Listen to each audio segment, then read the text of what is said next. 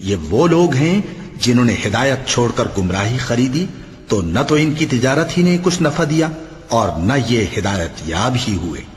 ان کی مثال اس شخص کی سی ہے جس نے شب تاریک میں آگ جلائی، جب آگ نے اس کے ارد گرد کی چیزیں روشن کی تو اللہ نے ان لوگوں کی روشنی زائل کر دی اور ان کو اندھیروں میں چھوڑ دیا کہ کچھ نہیں دیکھتے۔ یہ بہرے ہیں، گونگے ہیں، اندھے ہیں کہ کسی طرح سیدھے رستے کی طرف لوٹ ہی نہیں سکتے۔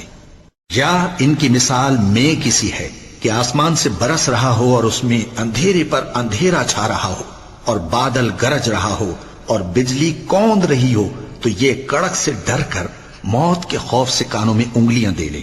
اور اللہ کافروں کو ہر طرف سے گھیرے ہوئے ہے، قریب ہے کہ بجلی کی چمک ان کی آنکھوں کی بصارت کو اچک لے جائے۔ جب بجلی چمکتی اور ان پر روشنی ڈالتی ہے تو اس میں چل پڑتے ہیں، اور جب اندھیرا ہو جاتا ہے تو کھڑے کے کھڑے رہ جاتے ہیں۔